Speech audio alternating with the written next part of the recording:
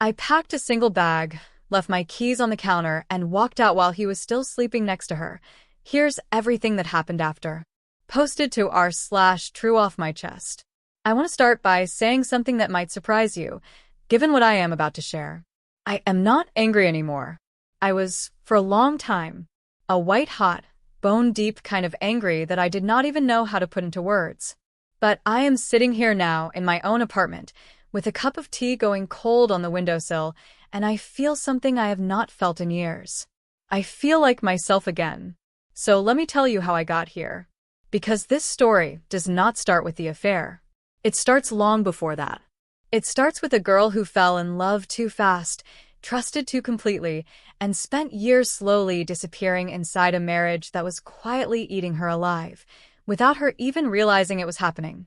My name is not important. What is important is that I was married for 9 years to a man I will call Daniel. We met in our mid-20s at a mutual friend's housewarming party. He was funny and confident, and he laughed at everything I said like I was the most entertaining person in the room.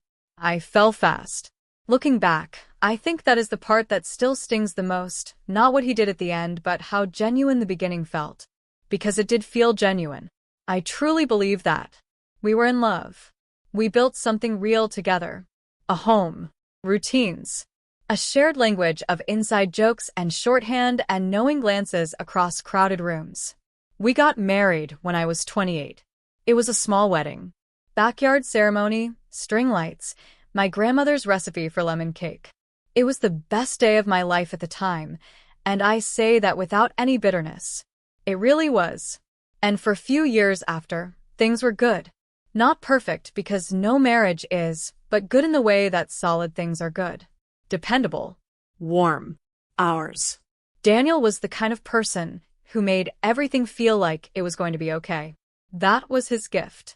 He had this way of walking into a tense room and just dissolving the tension, of making you feel like whatever you were anxious about was probably not as bad as you thought. Early in our relationship, I loved that about him. It made me feel safe. It took me years to understand that the same quality that made him soothing in a crisis also made him very good at making you doubt your own instincts. At making you feel like the thing you were worried about was probably just you being overly sensitive again. The cracks started showing around year 5. Not dramatically. Nothing thrown. Nothing screamed. It was quieter than that. He started working later. He became harder to reach by phone during the day. He started having opinions about things I had always handled on my own, little criticisms disguised as suggestions. He would comment on how I spent my free time, on the friends I chose to see, on the career decisions I was weighing. Not aggressively, just consistently. A steady drip of commentary that, over time, made me start filtering my own choices through his imagined reaction before I even made them.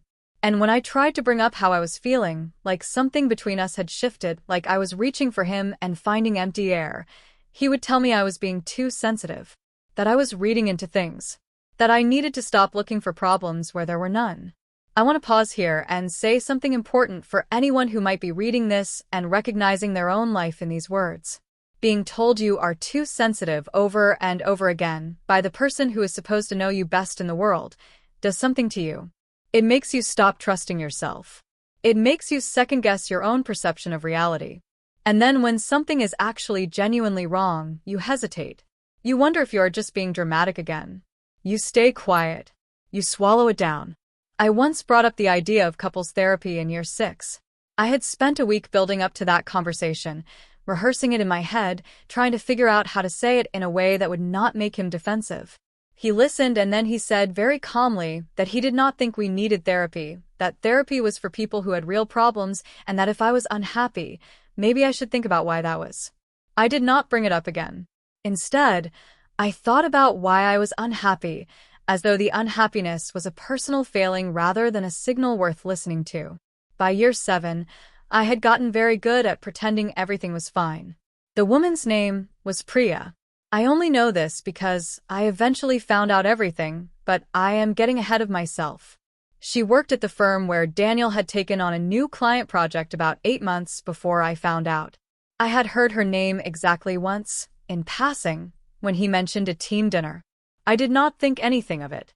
Why would I? The thing about discovering your spouse is cheating is that people always imagine it happens in some dramatic, cinematic way. You come home early and find them together. You check a phone that buzzes at the wrong moment. You get a call from a stranger. And sometimes it does happen that way. For me, it happened in the smallest, most undramatic way imaginable. I could not sleep one night in February. It was one of those restless winter nights where the radiator keeps clicking and the darkness feels too heavy. Daniel was asleep beside me, or so I thought, and I reached over to grab my phone from the nightstand to check the time. Except I grabbed his by mistake. Our cases were identical. I had bought them as a matching set on a trip we had taken together, which now strikes me as unbearably sad. The screen lit up with a message preview. I was not trying to snoop. I was not looking for anything. I was just trying to see what time it was. The preview said, "I keep thinking about last night. Miss you already." I remember the exact feeling in my chest when I read those words. It was not an explosion. It was an implosion. Like every organ in my body just quietly collapsed inward. I lay completely still for a long moment. Daniel was breathing beside me, slow and even. I could feel the warmth of him under the same blanket I had washed and folded and put back on our bed probably 300 times over the course of our marriage. The ordinary intimacy of that, the blanket, the breathing, the radiator clicking, felt suddenly obscene in a way I cannot fully explain. I unlocked his phone. I knew his passcode because we had always known each other's. Another thing that now feels bittersweet, the openness we had performed, the trust one had believed in, even as something else was happening underneath it. I went to his messages. I will not describe what I read in detail because, frankly, it does not matter. What matters is that it was not a mistake. It was not a flirtation that had gone slightly too far. It was months of something real and ongoing and deliberate. There were inside jokes. There were plans made. There were things he had said to her that he had once said to me, and I recognized them, those exact phrases, like seeing something stolen from your own home sitting in someone else's living room. One phrase in particular. Something he had said to me on our second date. Something I had always kept quietly in a corner of my heart as evidence that he had truly seen me. He had said it to her too. Word for word. I do not know why that one detail hit harder than the others, but it did. It still does a little. I read for a long time. I do not know exactly how long. At some point Daniel shifted in his sleep and I froze, heart hammering, and then he settled again, and I kept reading. When I finally set the phone back down on his nightstand, I lay there in the dark and I made a decision. I was not going to wake him up. I was not going to scream or throw things or demand an explanation at 2 a.m. I was going to be strategic. I was going to be calm. And most importantly, I was going to leave on my own terms. Not his. Mine. I got up very carefully. I went to the bathroom and sat on the edge of the tub for a while. I cried, but quietly, the kind of crying where you press your hands over your mouth and breathe through your nose because you cannot make a single sound. I let myself have that. 10 minutes, maybe 15. And then I washed my face, looked at myself in the mirror for a long moment, and made a decision about who I was going to be from this point forward. I went to the guest room closet where I kept an old duffel bag. I packed like I was solving a puzzle. One bag. I thought very carefully about what actually mattered. My passport. The external hard drive that had every photo from the last 9 years on it. I was not going to lose those, even if I was losing everything else. I was not sure yet whether I even wanted the photos, but I knew I wanted the choice. My grandmother's brooch, which I kept in the drawer of my nightstand, and which had been in my family for 3 generations. A week's worth of clothes. My laptop. My journal. My medication. The small things that are actually the big things. I did not take anything that was jointly ours. I did not take any of his things. I left the house key on the kitchen counter, not dramatically, not placed with any particular ceremony, no note attached. I just set it down. And then I took my car keys, picked up my bag, walked through the house one last time, and left. I sat in my car in the driveway for maybe 3 minutes. Long enough to realize my hands were shaking. Long enough to breathe through it. And then I drove to my best friend Maya's house. It was almost 4 a.m. I texted her from the driveway because I could not bring myself to ring the doorbell. I said, I know what time it is. I'm outside. I'm okay, but I need somewhere to be.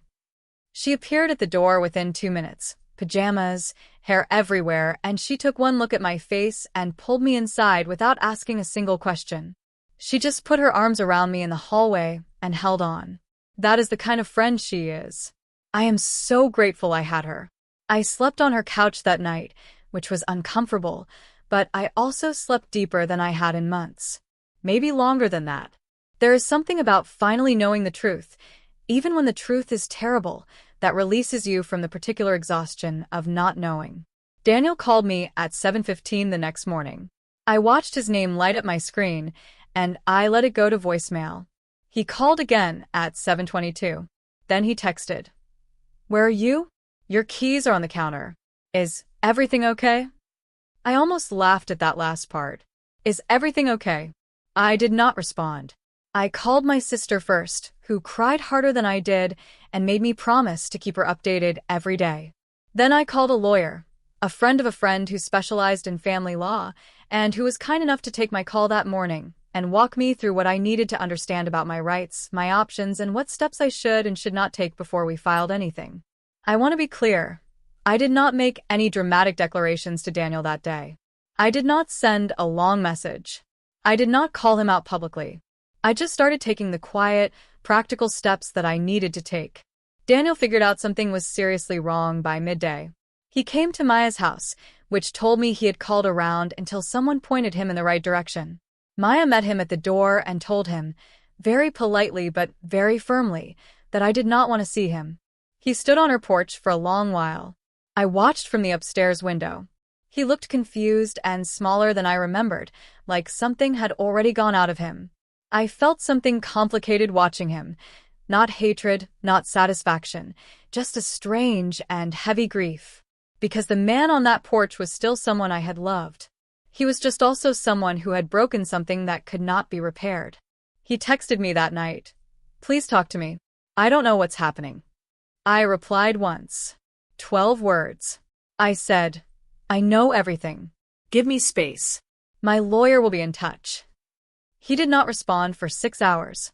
When he finally did, it was a very long message, full of apologies and explanations, and the word complicated used approximately 7 times, and a lot of language about how things had gotten out of hand, and how he still loved me, and how he was so sorry. I read it once. And then I put my phone face down, went and sat with Maya on her back porch, and we drank wine and watched the neighbor's cat do inexplicable things in the yard, and we talked about everything except Daniel. It was one of the better evenings I had that year. The divorce process took 11 months. I will not walk you through all of it because it was tedious and grinding in the way that legal processes always are, and also because that is not really the point of this story. The point of this story is what happened to me during those 11 months. Who I became on the other side of leaving. The first month was the hardest. I will not sugarcoat it. I moved into a small rental that a coworker helped me find. 2 bedrooms, modest but bright, with a window in the kitchen that got good morning light. I furnished it slowly and imperfectly, with things from thrift stores and things gifted by people who loved me, and for a while it felt hollow and provisional, like a stage set for a life rather than an actual life. I cried a lot. I replayed things. I went back through years of memories and tried to figure out what was real and what I had missed and what I should have seen.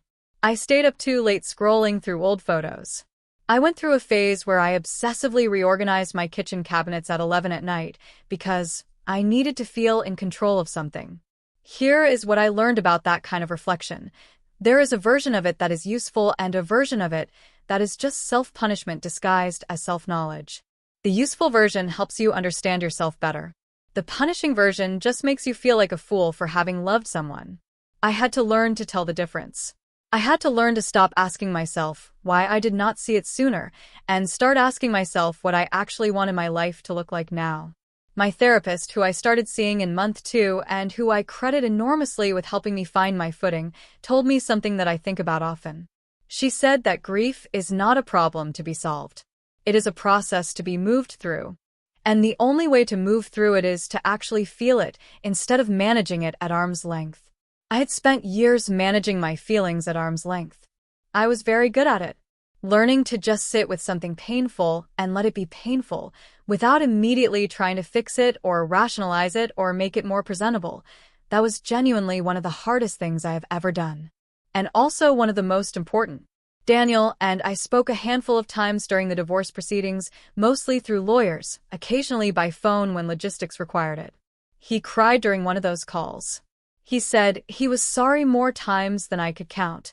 He told me the relationship with Priya had ended. I believed him, though I also understood that it did not matter very much to me either way. What happened between the two of them after I left was his business. My healing was entirely my own.